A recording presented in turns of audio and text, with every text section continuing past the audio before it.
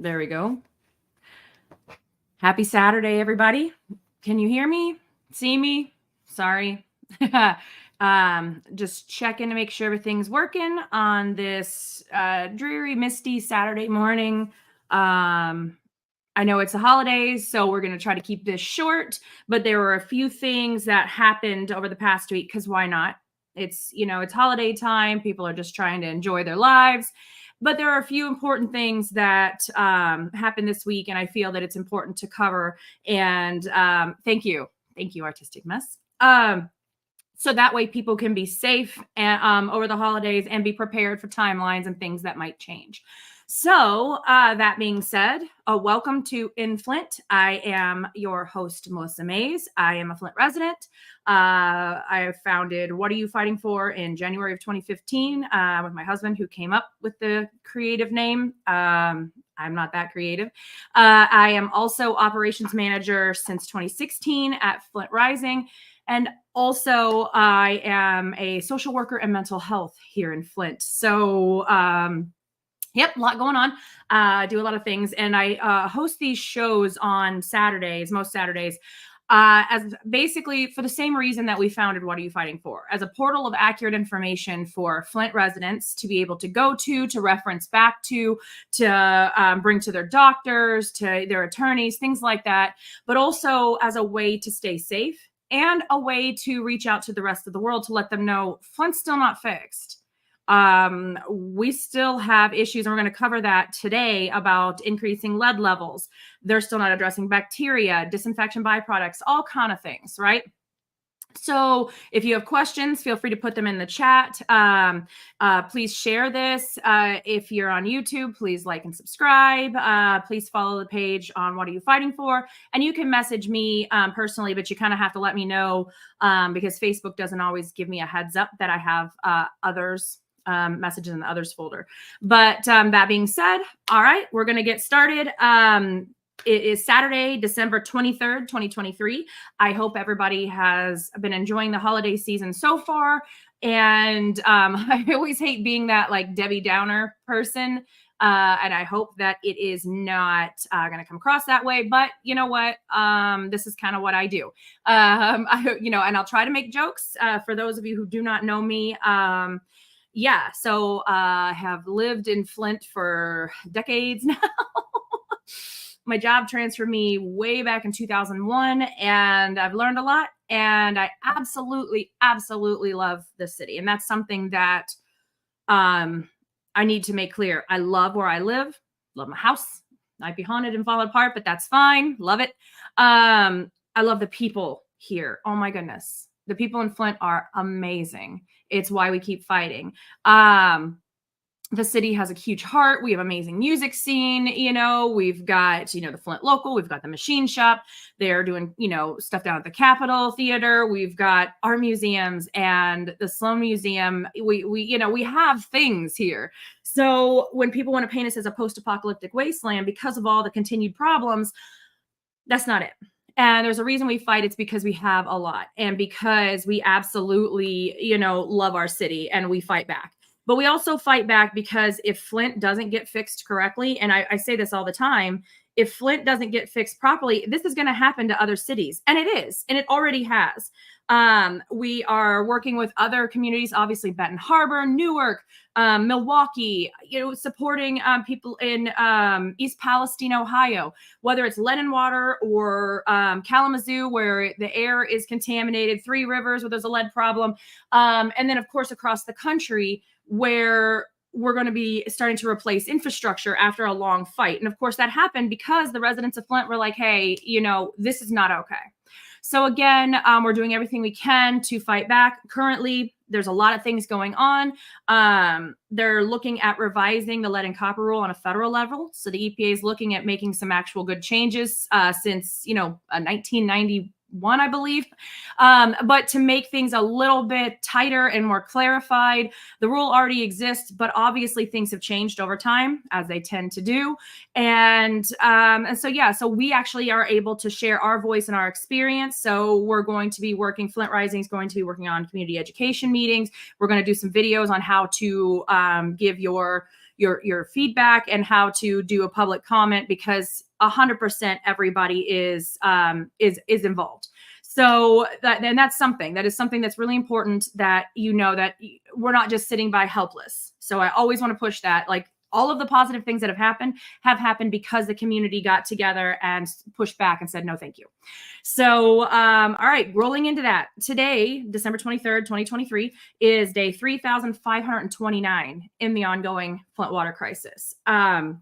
If you go to our website, which is whatareyouffightingfor.com, all one word, well, except for the .com, you'll see the calendar at the top. That's a count up since Flint has had clean and safe water. Longer since we've had affordable water, but that's also another issue, another leg to this. But basically, long story short, for people who are unaware, the state of Michigan and the county and some city officials at that time had gotten together and said, hey, you know what?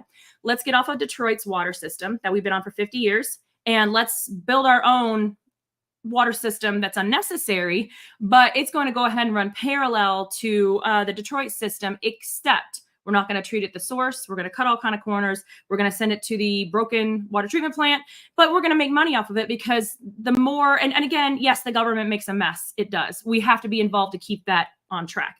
However, when you privatize, you get to scoot away from those federal regulations and the public ownership of it, right? So let's have a more privatized pipeline, and we can pull profit off of it and not so much worry about all those pesky safety regulations, because poisoning off our customers apparently is a good idea. So basically they switched, they wanted to build this pipeline, and they're saying because Flint was broke, but no, we had a ton of money. Like, it was $300 million to build this unnecessary pipeline. And so we had the money, they took it. We're paying the bond payments for it. And we're paying 2 water bills right now. Like, again, Flint pays the highest rates in the United States, multiple times the national average. So they switched us, and then the pipeline wasn't built fast enough for when they decided to pull us off Detroit, which we'd had been using for 50 years. Pulled us off, bankrupt Detroit in the process, because we were the largest customer. And so then they went ahead and put us on the Flint River, which, again, rivers are notoriously more difficult to treat. And in the north, you don't use rivers because of farm runoff, salt, because when we do actually have winters, which we used to have a lot of winters, the road salts would run off and make the water more corrosive. Rivers are more shallow and move faster, so they're harder to treat because they're less stable. We did not have a water treatment plant that wasn't garbage, so it didn't even have the mechanics, the machines available to even put in something called corrosion control or orthophosphates, which you put in to protect the water from the pipes and the pipes from the water.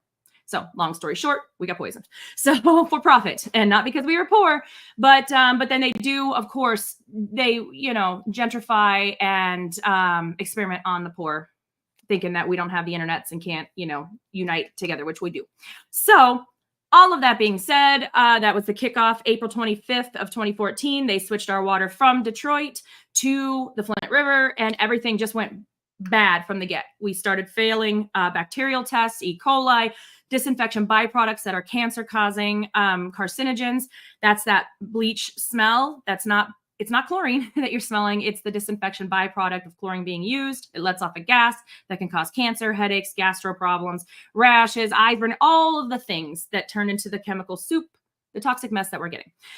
Now, that being said, January 2015, everybody started noticing there was something going on. January 2015, they notified us that for the previous 9 months, basically since day one, we had been in violation of the Safe Drinking Water Act for those disinfection byproducts, and we got a notice.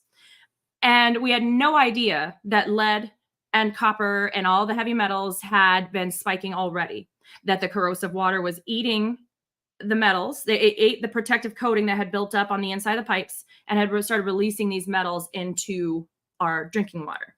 And some are in pieces and some are, soluble. So lead can be soluble. So anyhow, we figured out, oh my God, we need to get off of the Flint River and get back on Detroit. So we fought for that and finally got that long after we'd proven through community testing and outreach, going door to door, that there was a widespread lead problem, even though the state had said, everybody in Flint can relax. There's no widespread lead problem. Now, you may be asking yourself, Why aren't the people that did this behind bars? Because people have died and are permanently changed and blah, blah, blah, blah. It's a great question. There are some episodes previously. I've done some episodes on the legal mishandlings. Let's just say that. That's my PR answer. And why nobody's behind bars. And then also there were charges against former Speaker of the House, Lee Chatfield, who was one of the people that told me that, well, if we fix Flint, we're going to have to fix every poison community. Okay, fine. About money and different stuff like that. But as far as Flint knows, elected officials don't go to jail for poisoning folk or causing harm. So we'll see what happens. But that's a different episode, and we'll talk about it more since that's a new development and a big eye roller. Me and my epic eye roll there. So what we're going to talk about is that then so basically we fought in October of 2015. We were able to force the state to put us back on Detroit. However, the 18 months that we had been on the Flint River and it wasn't treated properly, it was more corrosive anyways, it was ignored, had torn up our infrastructure. And when I say infrastructure, I mean from the water treatment plant to the distribution mains that run under the streets, then the service lines that connect to the distribution mains and then go to the house, and then the interior plumbing, fixtures and appliances that connect from that service line at the water meter inside the home. So all of that being corroded and releasing toxins, bacteria, feeding off of it, all this great mess that we have happening. So all of that needs to be replaced. And when people ask, is Flint's water safe? The answer is no, as long as the water is traveling through corroded infrastructure. And that means distribution mains, service lines, interior plumbing, fixtures, faucets, appliances, dishwashers, washing machines, anything that the water is touching and releasing these contaminants into the water, as long as our water is going through that system that is contaminated and corroded. No, our water is not safe. It's not safe for everyone. The only fix, which is actually a rather simple one. If anybody's ever taken the chance to speak with the Plumbers Union and Pipe Fitters Union, which is something that I have had the honor of being able to work with these wonderful people, it's a simple fix. You just replace what was broken. It's not, they're making it way more difficult because, again, back to that earlier quote, if we fix Flint, we're going to have to fix every poison community. And, they don't want to spend money on public health. We know this from COVID, right? And from all the other mess that's happening. So that being said, we had to sue. So starting in September of 2015, we started to work with the Natural Resources Defense Council and ACLU of Michigan to file a non-monetary, so no money, Safe Drinking Water Act federal case. And that was to force the city and state to replace all of the service lines, the lead service lines, which unfortunately, because these laws are so outdated, all they cover is the service lines. However, they only used to cover the city side, but because we're clever, I actually did a clever thing. We were able to prove in court that we don't own that water meter. So I can't take it with me. That was one of my questions. Can I take it with me? We don't own that. So we don't own anything up to that. The city does. So we were able to get that, included in the lawsuit. So at no cost to the residents, the service line from the curb stop where it meets the distribution mains in the street, all the way up into the home, to the water meter, is replaced at no cost if you have lead or galvanized steel. Again, going back to the Plumbers Union, we appreciate the fact that they were able to prove with actually one of the union plumbers, his own pipe. He had a pipe that was galvanized steel, and it tested. It was sent off to Purdue, and it tested at 1.5 billion or 1.5 million parts per billion of lead. Now, going over the numbers, the only safe level of lead is zero. There is no safe level of lead to ingest if you're a plant, a human, a child, adult, senior, does not matter. As my neurologist says, you don't put heavy metals into an electrical system, which is what we're made up of, right? The action level, which is so ridiculous. It's not a safe level. It is an action level. It's 15 parts per billion. Of course, we're going to talk about this, and it's no exciting for anybody, and it's kind of boring, but it's fine. The action level is 15 parts per billion right now. We're working to get it reduced to 10. And of course, down the line, we want it to go down to 0 because nobody should have lead in their water. Period. End of story. This is ridiculous. Ask the Romans how that worked out with the lead. They gone. But then also we took lead out of, paint and gasoline. We didn't just leave little bits of it in there. But of course, money is the whole thing, even though we have money to spend how many billions, trillions on war and the military stuff, even though we don't take care of our veterans. But,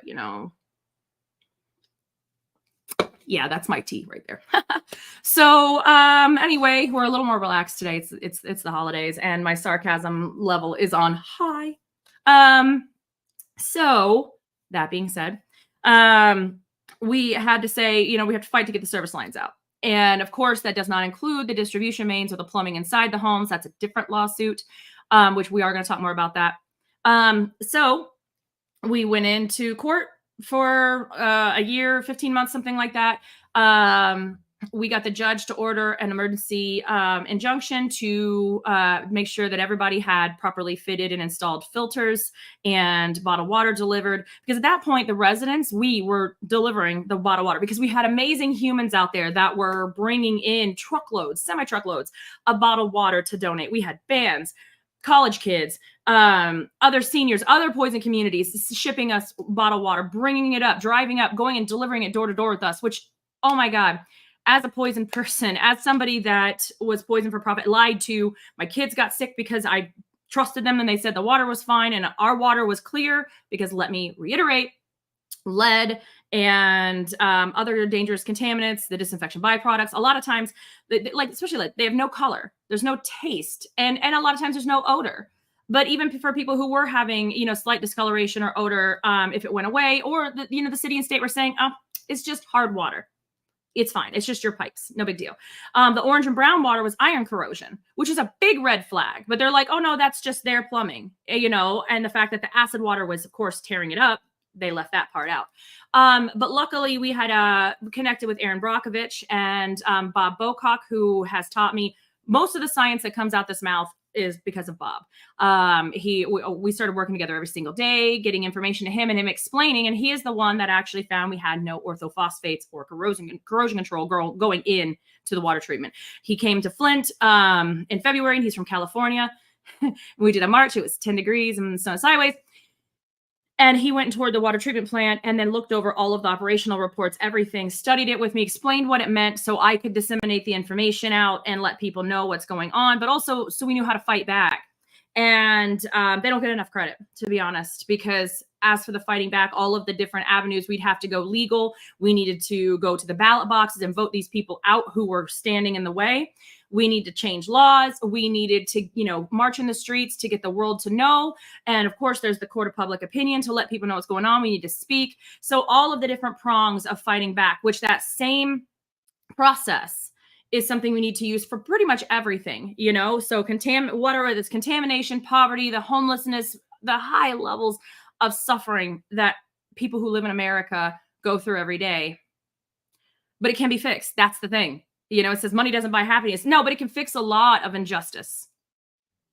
It can make sure that no child goes hungry at night, no senior goes without medication, no person has to work 2, 3, 4 jobs to prevent homelessness, that nobody's sleeping out on the streets, that no veterans are going without, the mental health care and supports and housing that they need. And that, why should anybody go hungry? And why should anybody be drinking poisoned water? You shouldn't have to die and suffer just because you're poor. Okay. Or in poverty, and actually working poor, all of us. So that being said, that's my soapbox.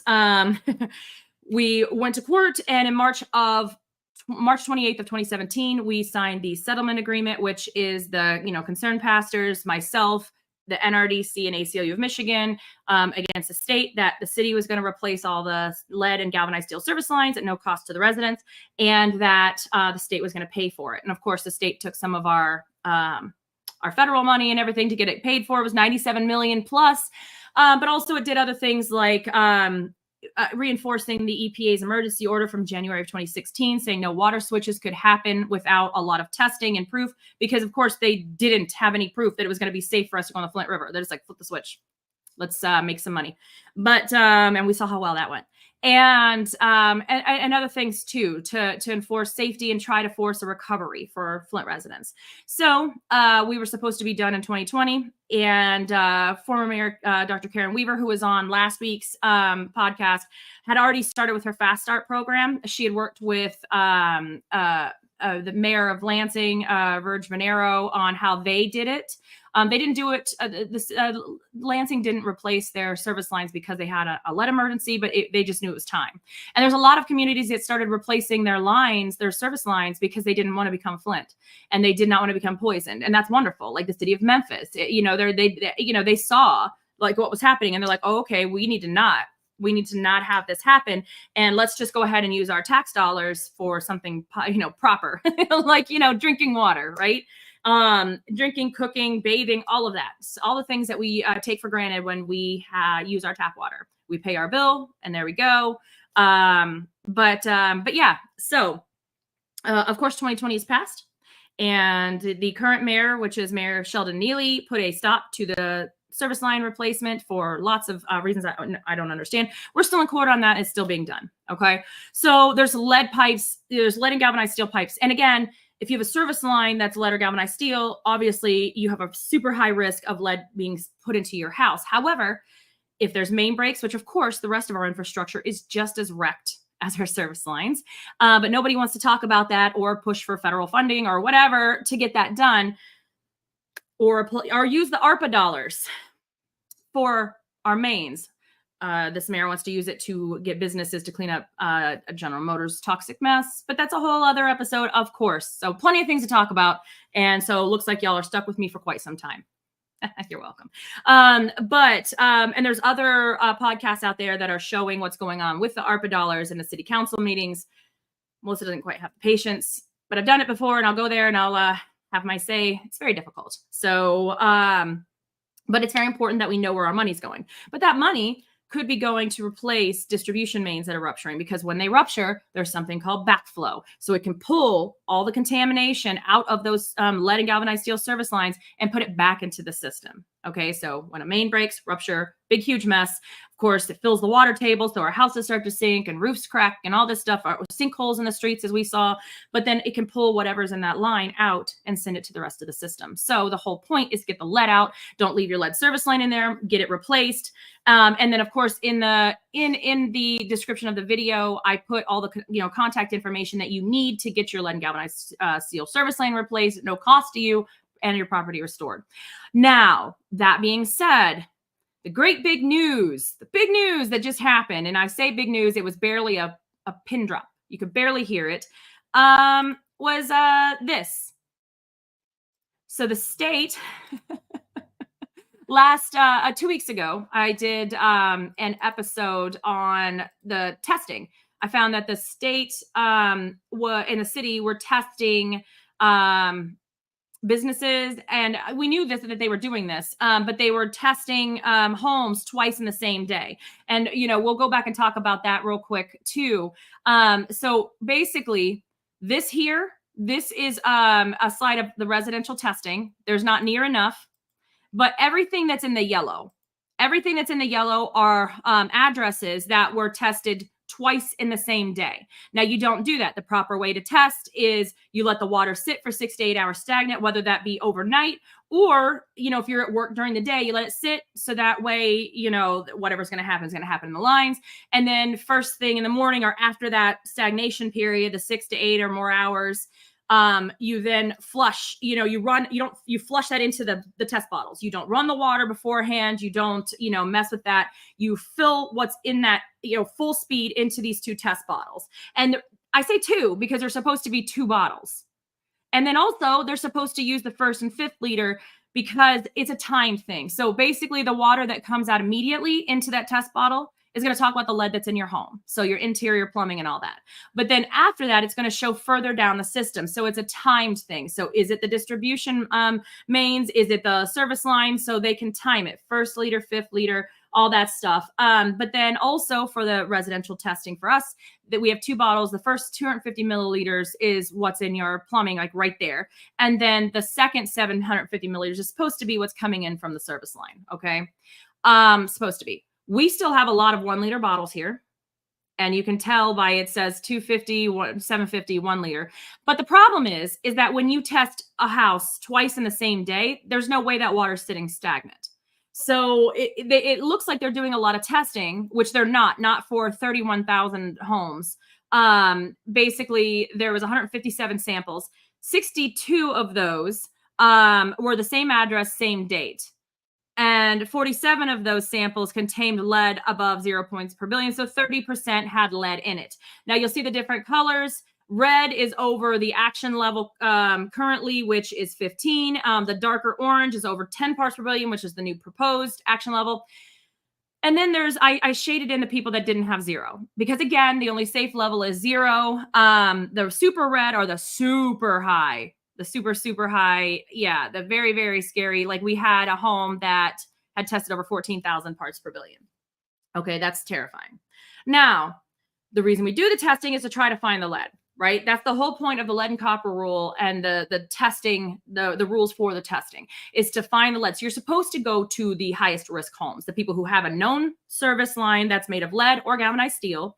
And if there's not enough of those, which we have plenty still because people still don't have all of their lead service lines replaced. But if there's not enough of those, then you can go to tier 2 homes, which would be homes that have like a copper service line built before 1986 where lead solder was used, things like that. Or like my house has a copper service line. Well, it was lead at the, or galvanized steel at the curb stop. And then my part is copper, but every turn, and it's a real wonky one that was built in the 60s, every turn, there's leaded brass compression fittings. Horrible, right? So there's plenty of places to test. Well, the state has decided that, this, and they're going to test improperly, for the residential testing, but then they're going to test businesses. So they're testing businesses downtown, like in a row. And you're also supposed to kind of like scatter it across the city to kind of get a good idea of what's going on. So one, they're testing improperly, doing multiple addresses on the same day. And 2, they're testing a lot of businesses. So when our 90th percentile, again, a way to explain that is the city's required to collect so many tests, right? In a 6-month period. And then what they do is they take the 10% highest test and toss them out.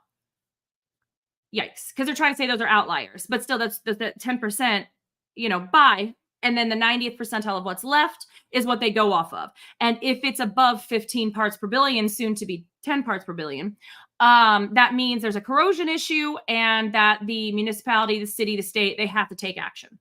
That's what that action level means. Does not mean safe. Maximum contaminant level, the safe level is 0. Let's just keep that in mind because they like to flip that around.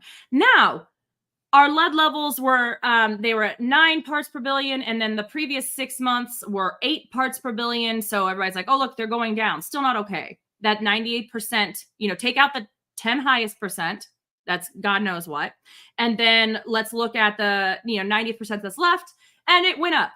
So, of course, then we've got the media explaining, what's going on, taking what the state says. And it says state blames commercial properties for slight increase in Flint lead levels. But, well, let me just say, first of all, nobody asked them to test businesses. Seriously, nobody asked for that. They decided to do that instead of testing homes. We should be testing homes to protect residents. But let's go ahead and let's test half. They did like 62 tests and 30 of them, over 30 of them, I think, were businesses. What in the world? So you're telling me with all of the lead lines and the copper service lines were built before 1986 because it's old city, you couldn't get 62 tests out there in the community to see what's going on in people's homes? Okay, well, fine. This bit them in the backside because typically people don't drink their water from a business, but you might. If it's a restaurant, you definitely do. So they're gonna check like the haberdashery and things like that, these stores and stuff. And then it bit them because these lead levels went up. And they're like, why is that? So they blame the commercial properties for a slight increase. And so it says drinking water in the city of Flint remains within the federal Safe Drinking Water Act standards. Now, again, that is incorrect. So Carol, come on, man.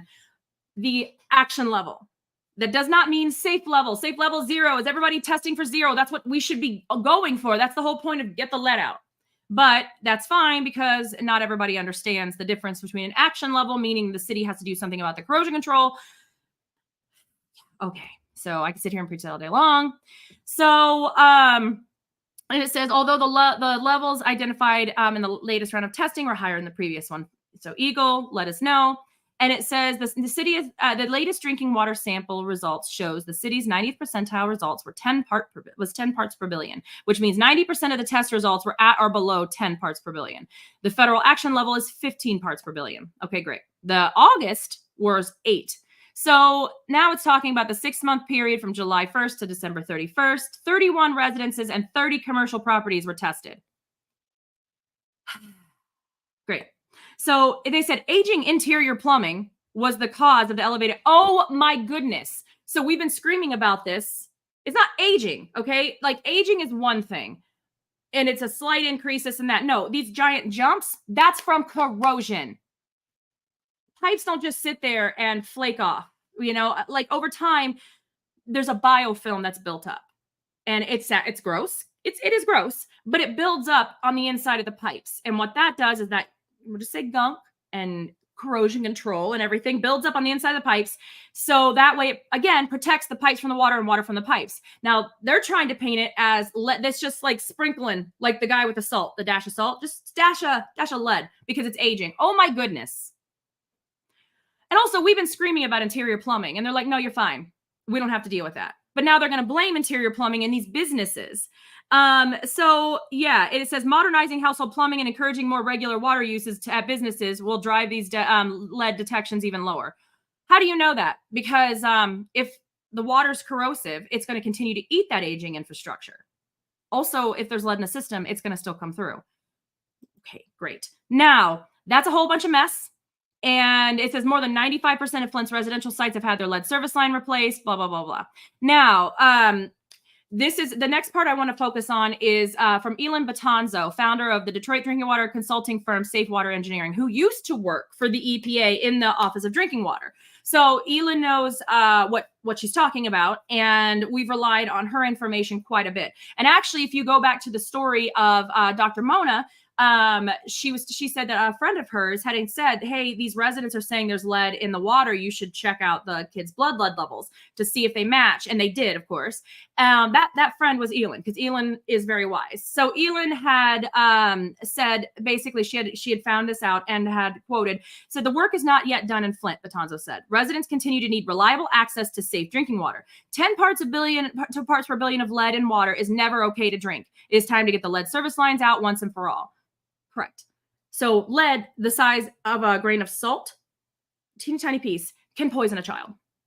So let's just remember how dangerous this is. And 10 parts per billion, that's a lot. Okay. And then basically it says excavation and replacement efforts are on hold for the winter. The city has already required access agreements in hand for some of the properties and still seeking permission for some of the property owners. So once again, we have the residents being blamed. And that gets me a little hot and a little angry because they want to blame the residents and say, hey, we don't have permission to go in here. First of all, a lot of folks have given permission repeatedly, and those consent forms have magically disappeared.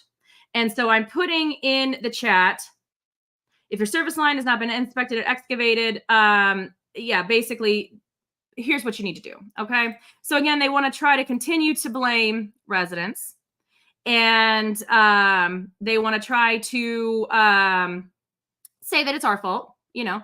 And then, of course, it's also the business's fault. Apparently, they're not using their water enough. Apparently, they're not doing this, that, whatever, you know. But also, why are you testing businesses you don't need to?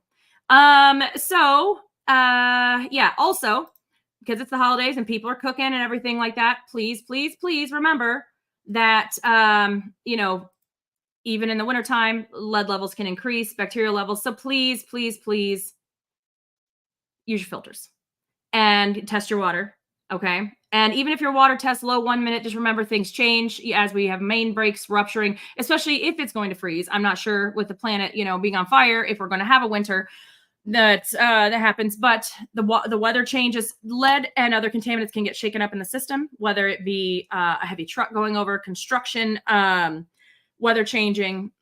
It happens, okay? Especially when your whole entire system has been corroded and damaged. It's going to continue until it's replaced. And that's the whole thing about, you know, is Flint water safe? So again, we appreciate Elin standing up saying, hey, no. And then that it's not this, and that no safe level, there's no safe level of safe, 10 parts per billion. It's not okay. And yeah, we're not going to see the lead levels drop until all of the damaged infrastructure is replaced. Even if the state wants and the city want to try to slide past what's happening in the homes and test, businesses instead. So that was the main thing right there that I wanted to cover. And hopefully everybody's staying safe. And so then that's big news number one there. A little frustrating. I get a little passionate about that because metal music used to be my whole entire life and my family as well. But then now it's metal in the water. Still love my metal music and my family, but here we go. Now, a lot of folks have asked me this question, and they're getting claim packages, and they have questions about the lawsuit. One, where's the money? One, two, when are we going to get payouts? Who's got the money? So what's happening is the court had approved the settlement for the state, the city of Flint, McLaren Hospital to go in and toss money into this pot, the 600+ million, right? And then everybody had to get their claim forms in by a certain amount of time, and they needed to get their evidence in to try to get into a category because there's a very complex grid that looks at your age, how long you lived there, how high your blood lead levels were, of course, the bone lead scans, and that's a different thing that different thing there. And then water testing and all that stuff to get it fall into a category, which is like what percentage of the pot are you going to get? And of course, right now the kiddos are going to get the most. That's what they focused on here. But of course, with it being the state, they were allowed to have a say. So 80% of it's going to go to kids that were under 18 when this happened, when this started, right? So, and there's money that's going to go to special education. There's money that's going to go into a fund, $35 million that's going to go into a fund for kids who are under 18 and whose parents are unable or unwilling to file a claim. So when they turn 18, they can actually claim out of that pot. So we don't want to leave any kiddos out because they're going to be living with this lot longer than those of us who are older. I am surprisingly not a minor. I'm over 18. So then there's a change. Then LAN, which is one of the engineering firms that we were going to court against as well, they decided to settle and throw their money into the pot. I think it's like $8 million. And so people are now getting claim forms. And so what happened here, and I'm going to put the link up, and this link is important. This is the attorneys aren't the ones doing the claim work right now. Okay. Judge Levy, she appointed Archer. It's a claims administrative company. So they're going to look at everybody's files individually. And then they're going to let you know, they're going to let your attorneys know, or you as an individual know, if there's things missing from the claim. And if there's not, if you're approved and what category and all that great stuff. And then once they're through the 55,000 or so claims, then that's when you'll get, notification of the amount that they're offering and all that stuff. So it's important that you keep up with this. So hopefully your attorneys, whoever they might be, are notifying you. My attorneys are, Pitt McGee, and we have the office here, the Flint Water Justice office here in Flint. And they sent an email out letting people know what's going on. But what's happened is that there's an additional $8 million that LAN is settling, and they're throwing into this pot of money. Now, I'm going to put the link here. This is Archer, which is that claims administrator. Okay. So why this is important and why they should have your updated information is because they will let you know what's missing. Okay, so this is in the chat, the official flintwatersettlement.com. So make sure you save that, okay? So it says, opinion and order granting class plaintiff's motion for preliminary approval of class settlement with land defendants. So basically November 15th of this year, 2023, the court is granting, so the judge is granting that we be in a class and the $8 million go to the class. But it says if you've already registered for the current settlement with the state and filed a claim form, you do not need to do anything to participate in the new settlement. It's basically being added. It says you are automatically considered a claimant for this new land settlement.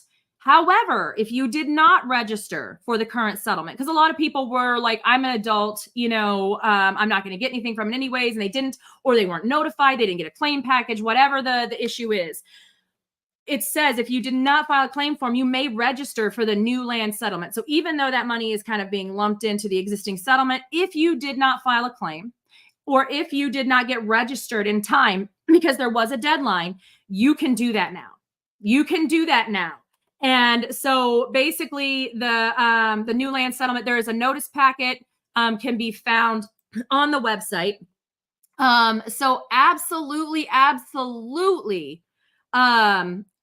check this out. And you need to, the deadline for claim forms and also for documentation was June 30th of 2022.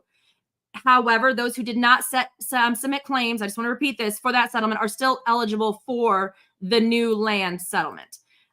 So there's documents that you can download that explains the land, and I'm going to put that link in the chat as well, the land settlement. And also there's a claim packet that you can download. It's a PDF. Okay. So this is the PDF that's in the chat. So you want to check this out. And you want to download it and start filling that out ASAP, because now the new deadline, again, if you did not file a claim form before for the state settlement and everything, you need to have this turned in by January 16th of 2024. So it's coming up. And then you can see there's links that you can click on that talks about the places motion for an award of attorney's fees and all that great stuff. And so just again, if you have any questions, always, I'm not an attorney. I just have a lot of them. I've just been to court a lot over this, but reach out to your attorneys. But also you can reach out to Archer, okay, the claims administrator. You can email them, you can call them, and definitely do that, because they're going to know the ins and outs of your file and what you need to do next, okay? So please don't let this pass you by. If you have questions related to your claims package, you may email flintwater@archersystems.com. Please provide your name. And if you have a Flint ID, let them know. Please allow 2 business days to respond. So this is important. Please do this. But also there is a phone number. And so what is going on, and then you can go on to the site and you can see all of the documents and everything that have been uploaded, all the court documents. But at the end of the day, you can email Archer, and you can also call them at 1-800-493-1754. The hours are Monday, Tuesday, Wednesday, and Friday from 8 a.m. to 5 p.m. Eastern Standard Time, and Thursday from 8 a.m. to 7 p.m. They're closed on Saturday and Sunday. So if you have questions, please get a hold of your attorneys.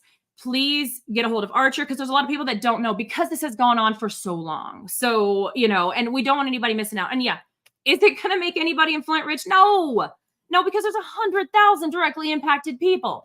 And 600 million sounds like a lot, but when you start shaving off fees, there's attorney fees, which again, I totally support our local attorneys who have been with us since September of 2015 and who have been doing all this work that we filed in January of 2016, and that actually believed in us and everything, and didn't wait till it was international news to stand with us. I believe they should get paid, because they put their lives, their legal practices on hold since 2015 to stand by us Flint residents. Now, I believe they should get paid properly, because that's only fair, but also there's a couple hundred attorneys out of that. So just keep that in mind. But then also there's the other fees that the money's going to go into. There's a chunk of money that's going for people who have died, whose family members have lost people due to Legionnaires. Because let's not forget, lead is not the only or most dangerous contaminant in our water. We still have bacterial issues, because bacteria feeds off of corrosion, like iron corrosion and copper corrosion. And as long as you have corrosive water and a corroded infrastructure, this is still going to be an issue. And the water is going to be unstable, because the infrastructure is unstable, harder to treat, and you're going to have those disinfection byproducts as well.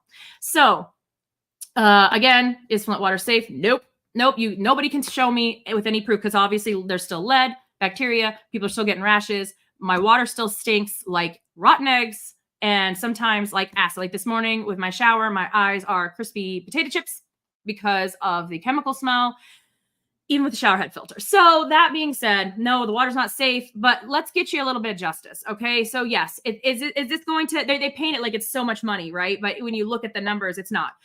But at the end of the day, I always tell people I'm going to get my $12, right? I'm going to get my $12 from the state because they did this to us. The state, the city, everybody needs to pay. Everybody needs to pay. There needs to be some kind of justice since nobody's sitting behind bars. Nobody's being forced to live in Flint. Because again, I think that'd be a great thing. If they don't want to send them to prison, why can't former Governor Snyder live in Flint with no filters? What's wrong with that? If everything's so safe and wonderful, send them over here. See how quickly things get changed. But since nobody's in prison for what they did to us and what they're continuing to do to us for 3,529 days, rolling up on 10 years. Give me my $12, right? Give me a little bit of money because you did this to me, and it needs to, of course, fix the house that's falling apart, pay for my medical bills and all that stuff. And hopefully people get enough money to get either their interior plumbing replaced and their interior, get a proper filtration system. Because again, let's go back to what the state says when they're talking about it being, corroded interior plumbing. So, yeah. Anyway, the state says that interior plumbing's bad, so why don't we have residents getting their interior plumbing done? So hopefully this is some good news. We still, as for the civil case, the class action, the money damages cases, we still are suing the EPA and Department of Justice. They have not settled yet. And we are still suing Veolia. There is a trial coming up again. We should go attend that because they're trying to say that they didn't, they have no responsibility when actually evidence shows that they did. And there was some funky stuff, some articles that came out about how they were doing a kind of electronic jury tampering. And we'll talk about that as it gets closer. So we do have homework, Flint residents. One, be safe. Please enjoy holidays. If you have the days off of work, please rest and take care of yourselves because 2024 is coming up. We got a whole other year, lots to do, but take care of yourself because you deserve it and you're amazing. If you have to work, oh, bless you. Seriously, bless you, because this is a very hard time to work in retail, in food service. And if anybody's going shopping or going to go eat, be kind. Be a good person. I went to go get, after work yesterday, my son and I went to go get some of my many prescriptions. And there was a lady that was hunkered down and face in her hands right outside of Sam's Club. And I walked up to her and asked if she was okay. People were just walking by her like she wasn't there, which, hey, might be okay. So I asked her if she was okay. And she said that she has seizures, especially when she gets overstimulated and overwhelmed, and the store was packed. So I get that because a lot of us in Flint have seizure disorders thanks to this whole water situation. And overstimulation can absolutely trigger misfires with the brain signals and everything. So some of us are on medication, some of us are on, different types of, cognitive behavioral therapies, eye therapies. There's a lot of stuff that can be done. Science is coming a long way. But she said that she was, overstimulated and she was just waiting on her husband to finish, shopping so he can meet her outside. She just needed some cool air, fresh air, and everything like that. I'm like, okay, good. I just wanted to check to make sure you're okay. And she thanked me. And she said that a woman had just walked up to her and said, stay off the drugs. Look here. We are, most of us, all human. We have souls. We have feelings. We're tough. We have to be tough, especially in Flint. We have to be tough because we've been through so much. The layered trauma, the poverty, the poisoning, the lying to us, the people getting away with, crimes that we wouldn't get away with, being told that Flint lives matter Flint lives don't matter by the Attorney General's office when, all the charges were tossed in the garbage. There's a lot, but we still get up every morning and we survive. Naira Sharif, really, one of my best friends and director of Flint Rising, said that one of the most amazing ways you can push back and fight is to get up in the morning and keep going and to live your life with all the bad that's happening. So do that. But also remember, other people are in the same boat and we don't know what they're going through. Okay. And this might be the social worker, the mom in me, but be kind. Okay. A little kindness. Honestly, it would have been better if everybody, that woman had just walked past the lady that was, holding her face. You could just walk past and pretend she didn't exist. You didn't have to stop and say, stay off the drugs. Come on then. So we need to be kind to each other because we have enough external evil out there, greedy corporations, politicians that are not on the people's side, that are working very hard to keep us at each other's throats. So we don't, put our focus on the people that are responsible, like right now, my personal opinion. And again, I like to remind you, everybody, I put it in the description that the opinions of Melissa Mays and in Flint may not reflect those of Urban News Station or other folks. So if I'm going down, I go, well, I myself, I don't want to take anybody with me. But we have a mayor that has stopped progress. A question about the lights. In Flint, we don't have a whole lot for us. But one of the things was, the red and green, the holiday, the Christmas lights and our arches, our beautiful arches. My husband just happened to point out, hey, there's no Christmas lights. Why not? Because they don't want joy. They don't want hope, none of those things, because they want us to give up and, they win, they can profit, gentrify, whatever, right? But just remember that, hi, Vicky. Merry Christmas to you too, sweetie. And happy holidays to everybody. There's, 41 holidays in the December time or whatever. But everybody matters. Everybody is important. And if you want to beat up on somebody, don't beat up on somebody suffering in the street or the people that are like us. Like we say in the Poor People's Campaign, fight poverty, not the poor. Don't go after each other. And yes, life is hard. We're all struggling. We're all fighting. But let's look at the people that are putting us in these positions, that are poisoning us, keeping us poor, keeping us struggling. Let's look at the corporations and the oligarchies and the politicians and all of the folks that are profiting off of our suffering and who are putting us here. Let's put our focus on them, right?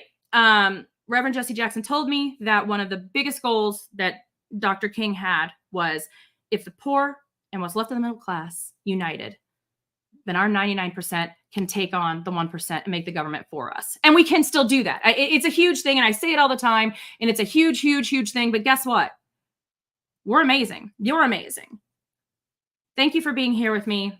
Thank you for looking out for yourselves and others. Please share this if you think there's information that can help. But lead levels are on the rise. The service lines still aren't replaced. Interior plumbing and mains aren't. So please, please, please, please use your filters. Please change your cartridges before it turns red. Please use pitcher filters if you can. Please use bottled water if you can. And I know it's an expense and nobody likes the plastic waste. I just want everybody to be safe. Okay? Because you, my people, we all in this together. And with that being said, thank you so much for joining me on a holiday Saturday.